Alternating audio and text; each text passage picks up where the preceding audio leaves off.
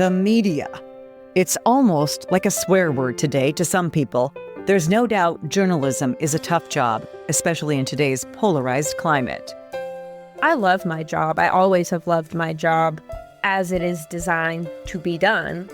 But when you have all of these external factors thrown at you and curveballs every day, it's just like, what am I? I'm powerless. Between public scrutiny and nonstop deadlines, award-winning journalist Taylor Six faces her fair share of stress. And it started to catch up with her. For years, she kept a secret. She was battling substance use disorder behind the scenes. To be found out was to die. I was just so scared of being found out.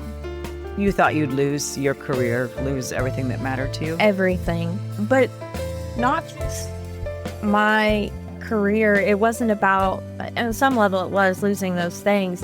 The most forefront thought in my mind was, what are people going to think of me? They're going to think I am less than, and no matter what I do, they're not going to see all the good things. They're just going to see that. And I hated it about myself. Now, Taylor isn't just opening up about her own struggle. She's also reaching out to help other journalists facing the same battle. In this episode of Grieving Out Loud, hear her honest, powerful story, what led her to finally ask for help, and how that journey inspired her to start the Journalist Recovery Network. It's a real, raw, and with millions of Americans struggling with substance use disorder, deeply impactful conversation you won't want to miss.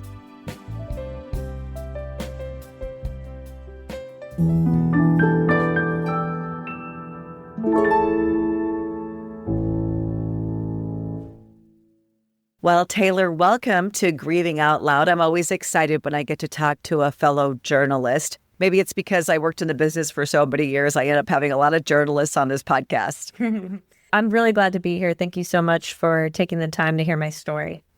And you are a print, we call it print, but I guess it's not really print, online, whatever it is anymore. You are a journalist in Kentucky. Yes, designed to be print, moving towards online. Tell me a little bit about how you got into the business. Yeah, so growing up, I was always a really creative child. I loved to write. I loved to read. I loved to make skits and act them out. But I grew up going to the bookstore with my grandmother, and she would always buy a paper. In addition, she was, and still is, a freelance writer. And we would go to all of these local lunch spots, and she would offer to write up a feature story about these different places that we visited. And at the time, I was so young, I was just like, oh my gosh. But in hindsight, now as a journalist, it clearly had an impact on me. And she was always a supporter of my creativity. That spark pushed Taylor to explore writing more seriously. She took an entry-level reporting class in college, joined the school paper, and eventually majored in journalism, earning her degree in 2018. Fate, whatever you'd like to call it, there was a job opening at the local paper in the town where I was graduating.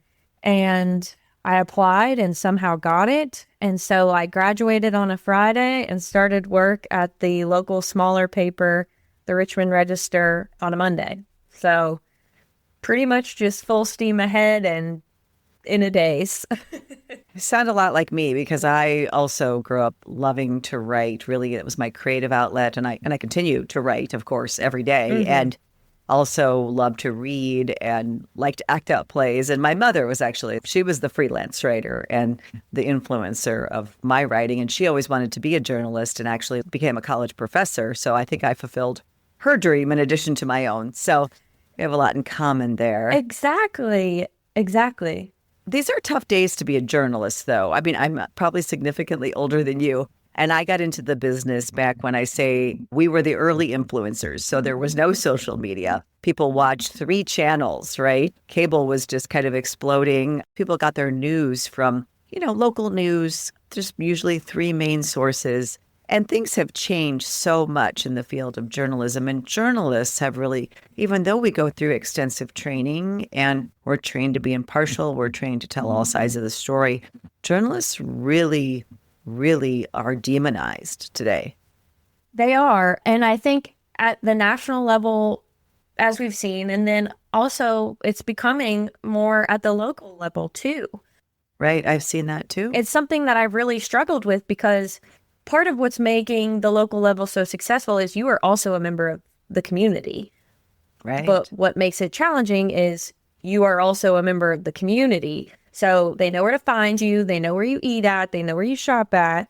And what became hard for me was I was almost becoming a community liaison for people.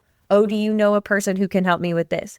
So in a weird way, was also, I was doing my job as a reporter, but I was also kind of this middleman who was putting people in touch with other people I had done stories with or on, and it just became a lot for me. And so, yeah, there is a demonization out there, 100%. It's hard to do a job for the public, and I don't want this to sound like I'm whining at all, because it's a wonderful profession and it can be very rewarding, but it's hard to do a job for a public that then in turn doesn't appreciate the job that you're doing. And I think also people don't realize how stressful of a business it is. They don't realize the pressures that are on you to produce and to come up with new stories all the time and to meet constant deadlines. And in my case, where I worked in television, there's a performative part of that job too, where you always have to act like everything's okay. You have to look good. You have to sound good every single day. And I did that for 35 years, so I know the toll that it takes. And I always felt like my cortisol levels were always high. Like it's taken me, I've been off air now for a couple of years and still using a lot of my journalism skills, but it's taking a while for those cortisol levels to come down, for everything not to be urgent. Yeah. And that's something that ultimately led me into my alcohol and substance use, was just not only the high expectation that I put on myself, but also this do more with less attitude that we see, especially at the local level. Fortunately, now we're seeing more of a focus on mental health for journalists in this industry specifically, but there was no course for me in college. There was no direct support out of college that taught me that my identity as a journalist, what I do for work, is not who I am as a person. And that was something that was detrimental to my life for many years. And so you're expected to do more with less. I was, again, at the smaller local paper doing the reporting, the photography, designing the paper, editing the paper, making the final edits when it came out, sending it to the printer. Sometimes in COVID, when there were problems with the mails, I delivered the paper to places. Yeah. And then social media, you've got to have that too, right? So, right. And then we want more video. You've got to have video. So it was just this constant barrage of do more with less. But why would you complain about that? Don't complain. Yeah. Right. Don't complain. And I think you're absolutely right. And I think that a lot of that is because journalism has been taken over by corporations that are squeezing everything they can out of, the individual news sites to offer a return to their investors, right? So when I first started in TV news, the station I worked for was family owned. We had lots of people doing different jobs, and over the years, though, those jobs, you'd have one person doing what used to be three people's jobs. And that was really typical. And you see that where you don't have any ownership on the local level. It's very rare these days. I know, at least in TV news, the company I used to work for owns 180 TV stations, right? And they have to give this return to their shareholders. It is a business. And sometimes that comes at the cost of individuals. And to your point, I'm here in Richmond and I'm reporting and doing the things. The community, when they have a problem, they come to me with it for decisions made by people in, I want to say they were in Atlanta or somewhere out west. So when I say I have a problem with something, it doesn't resonate with those individuals at the higher level because they don't see it. And, that's not to say they don't care, don't want to see it, but it's a business. And so it's just kind of like, okay, here you go. As a reporter, Taylor started out covering local government, tracking decisions at the city and county level. But when COVID hit, everything changed. We cut a lot of our staff.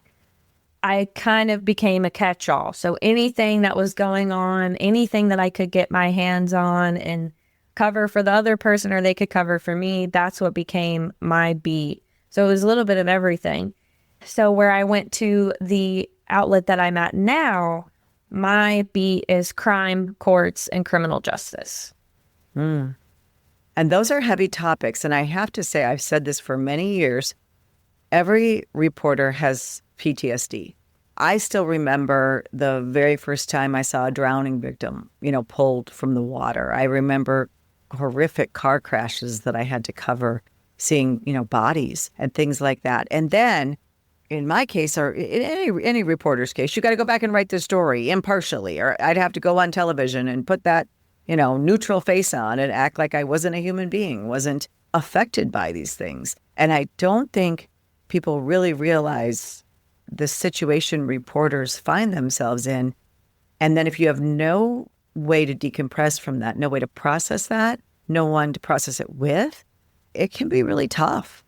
Oh, yeah. It was a shock to the system the first time, learning not only how the court system operates, but also seeing how people are treated on both sides, defendant, victim, victim's family, and to no fault of any people who are employed as a part of the system, but really just how the system is designed.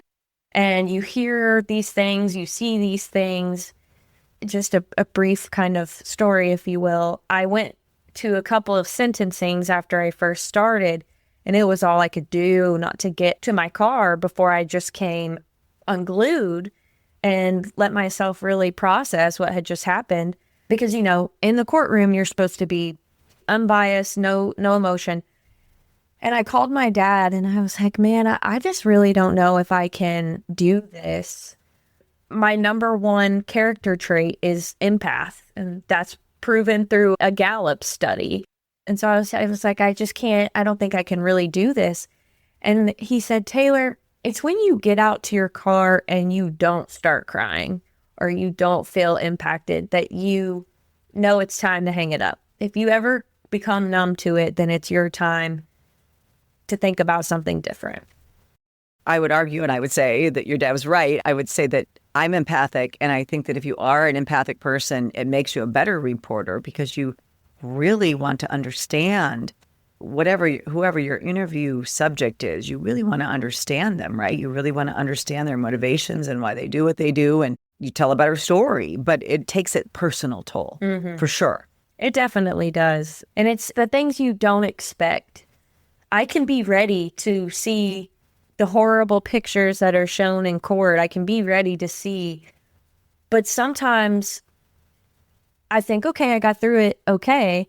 But then you hear that 911 call and it is just horrific. And so you just don't know which one is going to hit you differently that day. It could be the smallest thing, or it could be the thing that you think is really going to send you over the edge and you're just having a day.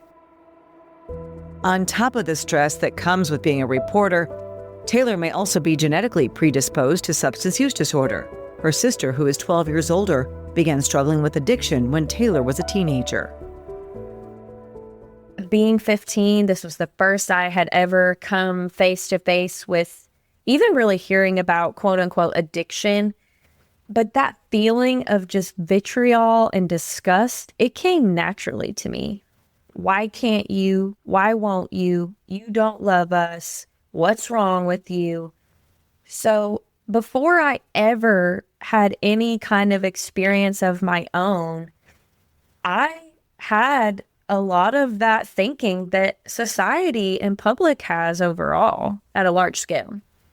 And I think that those reactions are pretty typical among siblings, especially younger siblings when they have an older sibling, disrupting the home and these things going on, the sibling has no control over.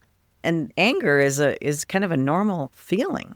Oh, yeah. And again, I was so young. I was 15. I was confused. I had compassion, I'm sure, on some level, but I didn't know how to radiate that to other people. And I didn't understand, heck, I didn't understand well into my early 20s that just because I made a bad choice, that doesn't mean that I'm a bad person or that they're a bad person. And also, there's a genetic factor to substance use disorder. You know, if you've got this in your genes, in your family, it's not really a surprise if your sister suffered that you did too. Yeah, it is genetic in my family. And no one ever really talked about that either. Parents or the health class in school, or maybe I didn't pick up on it if they did, but I never really was told, hey, watch out for this because it could come for you. And then I thought with what I experienced with my sister, with her use and going through recovery, oh, I'll never do this. I'll never do that. I could never. Oh my gosh. But I love her so much. I love the women that I've met in her program. They're wonderful women, but oh, that could never be me. And throughout my use, I set a standard of what she did and what I was doing. So if I didn't pass this threshold, then I wasn't that bad. Wow. That's really interesting. And I've talked to many mothers who've lost, more than one child in this fentanyl epidemic. And you think like how, if one sibling had this, how could the other one follow suit? It is just, it's so much beyond your control once these substances get control of the brain. And there are personality factors, genetic factors, and availability, environmental factors. So all of these things come into play, but it does seem to really also oftentimes run in families. Not always, but oftentimes. Are you ready to protect the next generation from the dangers of substance use? Emily's Hope has created a comprehensive K-12 substance use prevention curriculum designed to educate, empower, and equip students with the tools they need to make healthy choices. Our age-appropriate lessons start in kindergarten and build through high school, using science, real stories, and interactive learning to help kids understand their bodies, brains, and risk of drug use. We're already reaching thousands of students across multiple states, and we're just getting started. Visit emilyshopeedu.org to learn more and share our curriculum with your school administrators and counselors. At Emily's Hope, we believe prevention begins with education. Let's work together to keep our kids safe.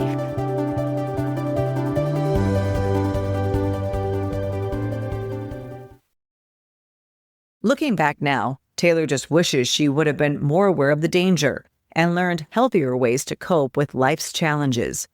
She first started drinking and smoking marijuana at 18. I took to them immediately. I mean, it was just, I don't have to think. I don't have to have all this pressure. And this was before I was ever a journalist. This was just, life.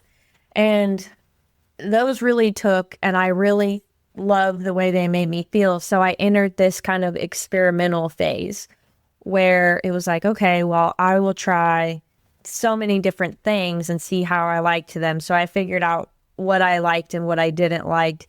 And I found my drug of choice by age 19, but it didn't really kick off until years later that I was really becoming like a heavy user. And what was your drug of choice? My drug of choice was stimulants.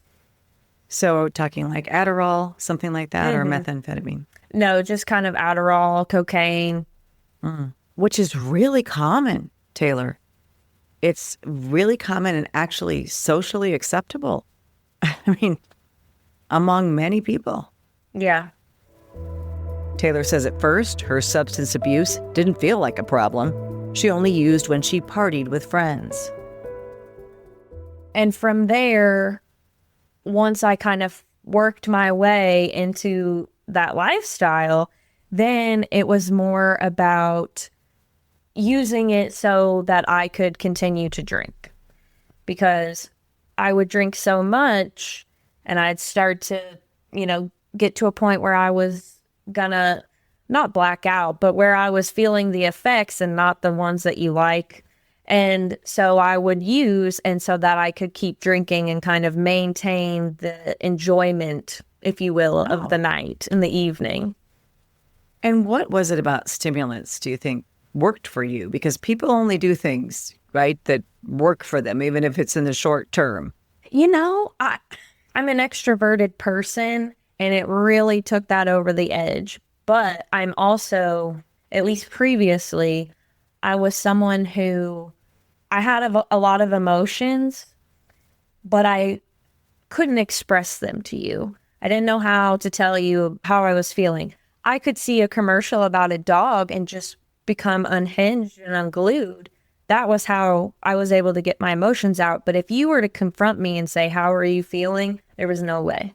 And this kind of made me have the ability to just be vulnerable in a way that made no sense.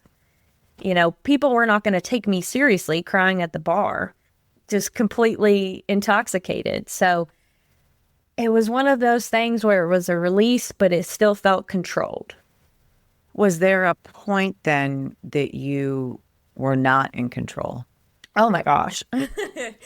Yes, it took me a while to figure it out. And I think in part that was because, I was successful in my job. I had a car. I still had relationships with my family. You were checking all the boxes. Yeah, I was checking all of the boxes, but I was miserable. I hated you. I hated everything. Everything was everyone else's fault but mine. There are those people you see that are just like, oh, I had such a great day. I feel so wonderful and grateful. That was not me. And I looked at those people and I resented them because I just thought, how can you be that positive and not just be delusional about life? And so the opposite has happened now, but I was just so miserable. Was the job a contributing factor to your substance use disorder, do you think? I would say yes, because the pressures. The pressure, 100%. I love my job. I always have loved my job as it is designed to be done. But when you have all of these external factors thrown at you and curveballs every day, it's just like, what am I, I'm powerless. And so I used instead of trying to figure out a way to self-soothe, to cope in healthy ways. And I threw myself into my job. And when it felt like it wasn't returning to me, then I was also disappointed. And so that contributed even further. Were you hiding what you were doing from people?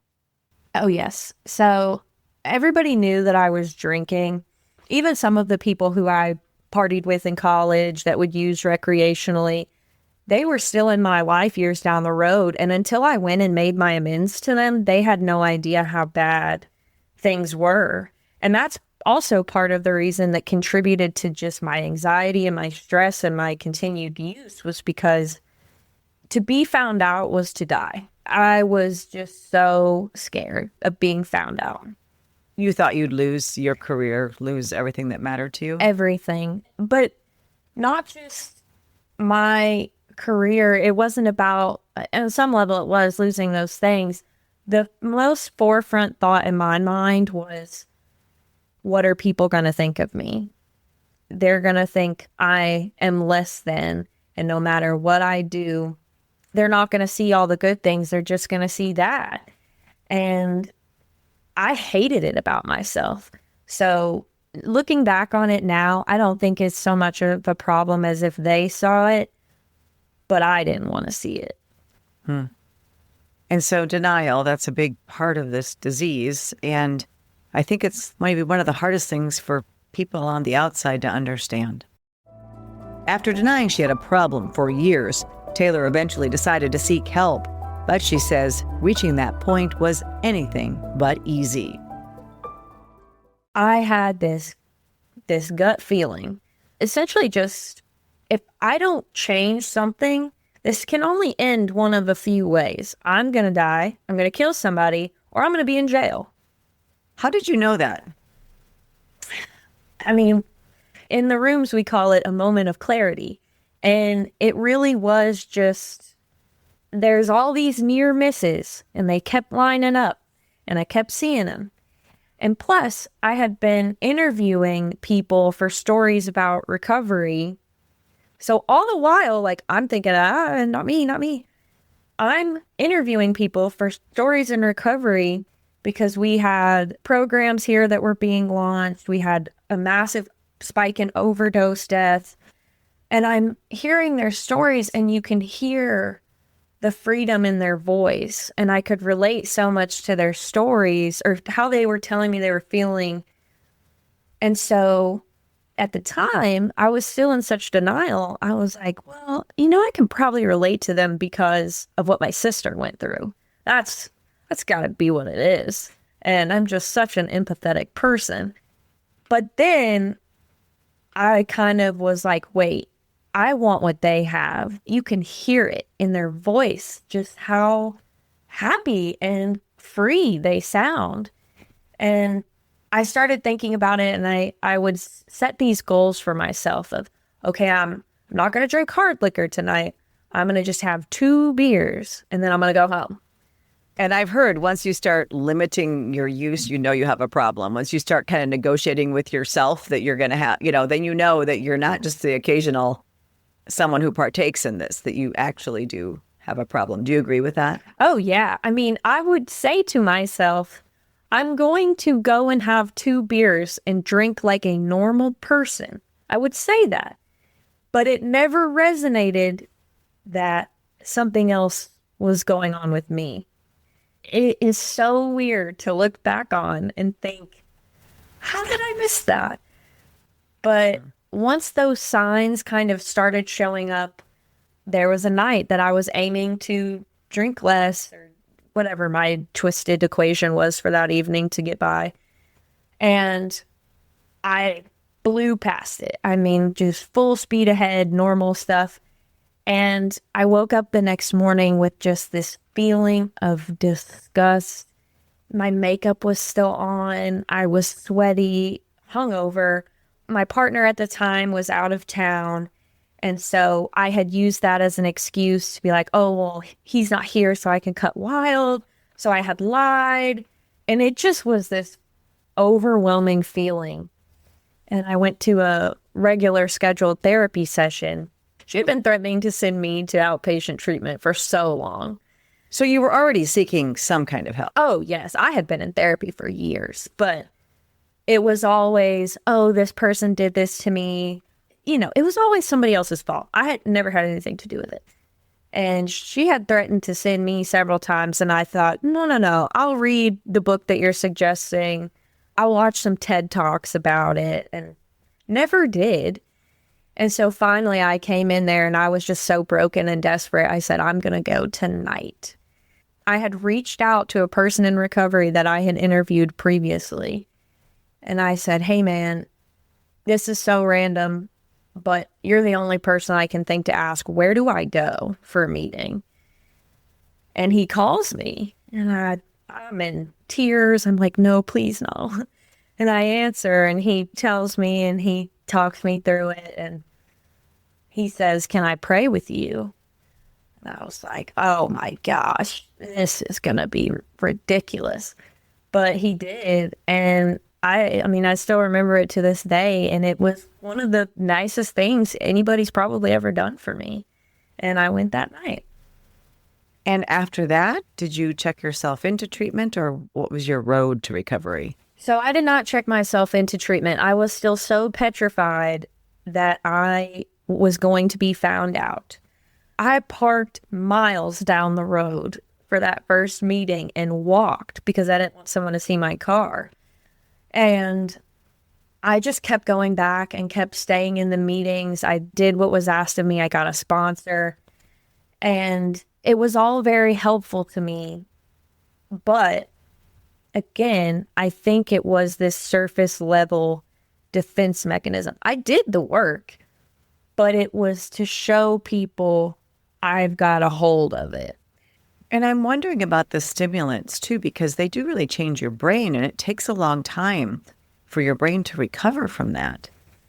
Yeah, I think for me, I actually did not go through physical withdrawals.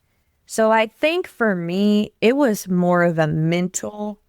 I was a social user and drinker, so I had nowhere to go besides meetings and to work. I didn't interact with the people who I still care about to this day, but I thought were my friends. I didn't know what to do with myself sitting at home. So I had to sit with myself, and that was very uncomfortable. Very uncomfortable. And you mentioned, parking far away, not wanting people to see your car, not really wanting people to know what you were going through. Obviously, at some point that changed because you're talking to me. So tell me what changed and when. I think I became so vocal about it and so outspoken about it as a defense mechanism. It was like, okay, if I say it and show you, you can't catch me. So here you go. And so I think at first that was kind of the thinking about it. But as journalists, we transactionally communicate with people to get them to tell us sometimes about the worst thing they'll ever experience in their life, a total stranger. Right. And we expect them to do this with us. For what? Because we have an ID badge that says we're with a press outlet? I mean, that's crazy. So then it kind of morphed into this idea of, okay, if I expect people to be honest with me, I've got to be honest with myself, and I've got to be honest with other people too, because it was also very easy for me to admit, oh, I'm an alcoholic. That's more socially acceptable than if I say, oh, I'm addicted to stimulants too.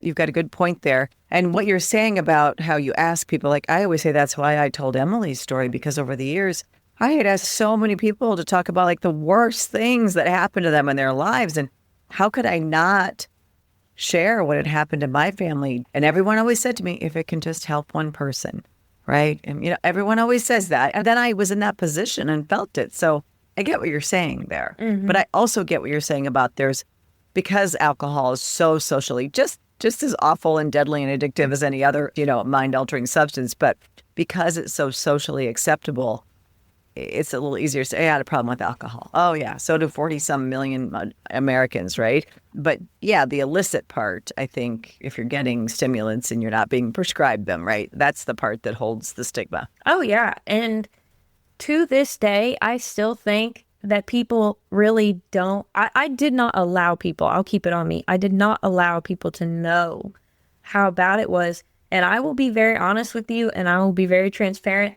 When you ask me what stimulant specifically, that is the first time I have ever admitted out loud to another person that's not in recovery or in my close circle that that's what it was. Why do you think that is? Stigma. So if you look back at this video and you see me kind of like, I felt the hesitation. I've been interviewing people for a very long time, and I felt the hesitation there. But then you said it, and I was like, well, yeah. Because I know that people do that, and we know that it happens in all kinds of, especially it seems like the more educated you are and the higher your socioeconomic level is, the more cocaine is out there and available. And we hear about college kids with Adderall. I mean, it's not surprising to me, but I sensed your hesitation. Yeah. And I was like, look, I'm sitting here talking about honesty. And then I'm like, okay, she's asked and I've got to answer. So I can't lie. But I've always found a way to make it sound just a little bit better than it was, or not quite as bad as what it was. Exactly. Yeah. Well, we all do that. We all do that to some extent. It might not be about substance use, but we all do it about certain things. I said, oh, stimulants, that's a wide range. She won't ask follow-up after that. You sure did. Yeah, I'm kind of known for the follow-ups. But I'm not judging you for that either, because it doesn't matter what the substance is. Substance use disorder is substance use disorder, in my mind. Yeah. From everybody, I've talked to so many people from everything that I've learned. But I get what you're saying about how society likes to put things in categories. Mm-hmm. It's very easy. And it was very easy for me, too. But what wasn't necessarily easy was opening up about her struggle with substance use disorder publicly. A turning point came when Taylor was selected for a Poynter Koch Media and Journalism Fellowship. So it is essentially like a journalism think tank. You go and you participate in on-site summits where you spend like a week or so engaging in classes, but all throughout the year, you're taking online classes, if you will, about journalism and the industry.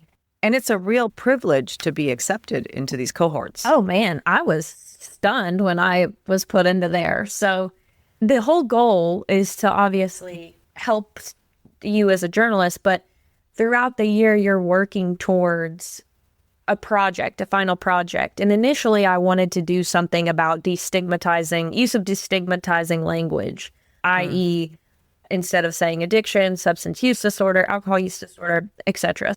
I just did an entire program on television about this and not using words like, I even hear people suffering from substance use disorder say this about themselves. I've been clean for 2 years, 3 years, and they were never dirty. I mean, it's such a stigmatizing word. And I do kind of use addiction, substance use disorder interchangeably because it's a little hard to get too far away from addiction. People don't always know what you're talking about. But exactly, there are so many words out there that we shouldn't be using. And language does make a huge difference. It does. And I wanted to focus on that. But then it was kind of like, well, a lot of people do that, or a lot of people have talked about that. There's resources out there already. And I spoke with an advisor and she told me, she said, well, why don't you create something for other journalists? Like, this is such a problem in our industry. Why not make it for a group and talk about it? And I was like, oh. How big of a problem is it in the journalism industry, do you think? So there's really not a lot of studies that show. Right. Journalists don't like to study themselves, I think. No. Or academia doesn't like to study journalists. I don't know. And the thing about it is I sent out a Google form with the survey, and basically it just asks a whole list of questions to try and gauge the problem. And it came back, out of 75 respondents, it ended up being 1 in 4 have used or struggled with some type of substance across the board. From most typically it was marijuana, but then you saw a lot of stimulant use in there too. As one of the nation's strongest financial organizations, First Premier Bank and Premier Bank Card have the strength to do good. We support nearly 700 organizations and nonprofits. Our employees give more than 30,000 volunteer hours annually. And we are continually seeking ways to make South Dakota an even better place to live. It's the Premier way. First Premier Bank and Premier Bank Card. After realizing the scope of the problem, Taylor launched the Journalist Recovery Network, also known as JRN. Originally, the project was designed to be this outlet for people to come to if they want help or if they think they have a problem. What it became is, oh my goodness, there are so many sober journalists out here who have just figured it out on their own. And we all wanted to come together and say, like, what do you do when a source asks you to go out for a beer to discuss a story? What do you say? What do you do at the work happy hour if you don't want people to know that you don't drink? I had to edit and proof pages in the back of AA meetings I had my laptop screen down like this trying to edit because I didn't want people to see where I worked or who I was. So it became this outlet for people, so many of us who are already out there, sober or otherwise. So I would say there's a lot of people who are in this industry who have struggled and pulled themselves into recovery, into sobriety. And I think that's just so great to see the level in which I now know that I am not unique in that regard.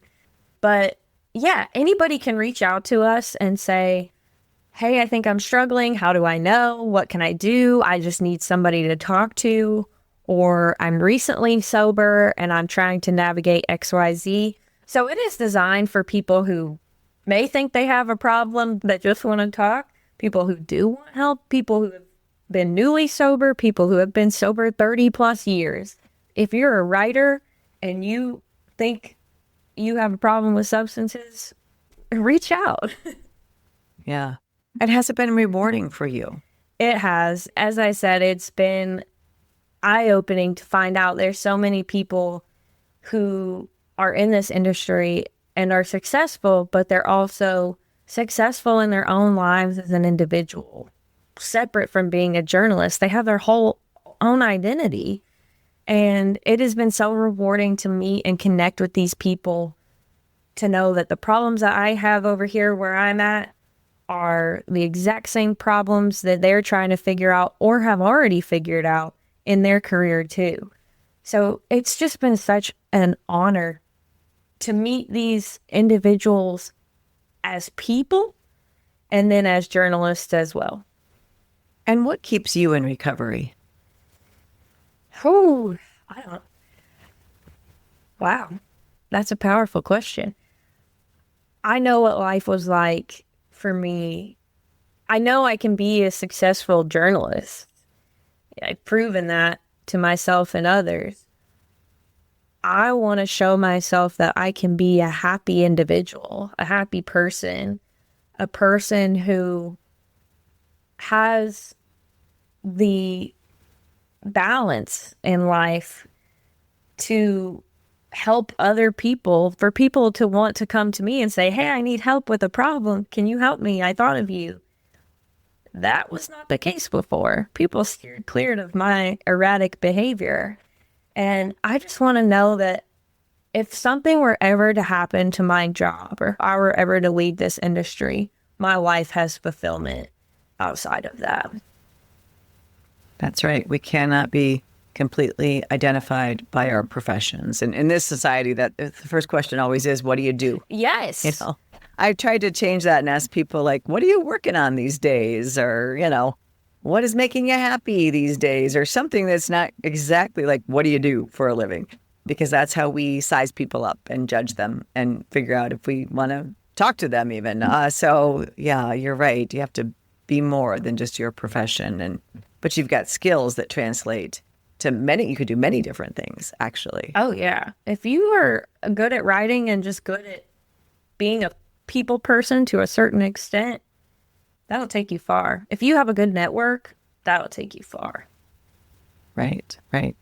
Well, thank you for the work that you're doing and the work that you're doing to help other journalists and to also provide a really good support for journalists out there. I think that's really important because in a day and age when often, like I said earlier, we can be demonized and looked at as the bad guy and the least trusted.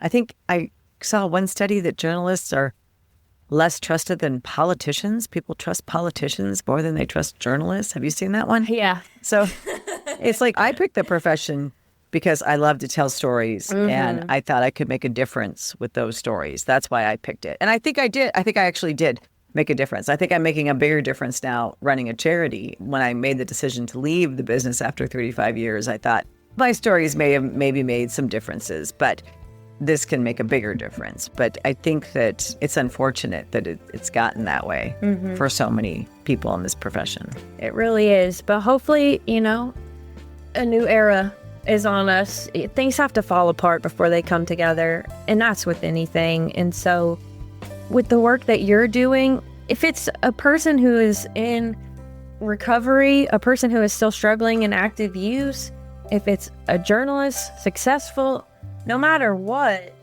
we're all just trying our best. And I'm just trying to be a good person at the end of the day, professionally and personally. And that's all I can do.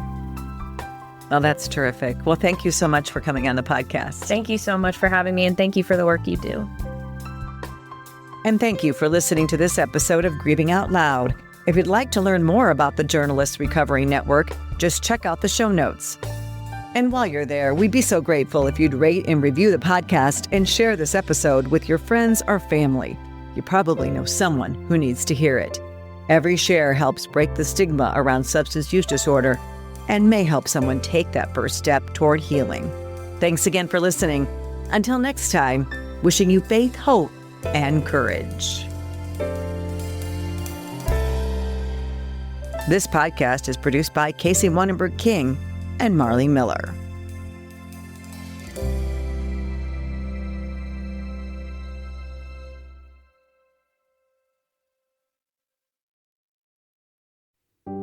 Are you ready to protect the next generation from the dangers of substance use? Emily's Hope has created a comprehensive K-12 substance use prevention curriculum designed to educate, empower, and equip students with the tools they need to make healthy choices. Our age-appropriate lessons start in kindergarten and build through high school, using science, real stories, and interactive learning to help kids understand their bodies, brains, and risk of drug use. We're already reaching thousands of students across multiple states, and we're just getting started. Visit emilyshopeedu.org to learn more and share our curriculum with your school administrators and counselors. At Emily's Hope, we believe prevention begins with education. Let's work together to keep our kids safe.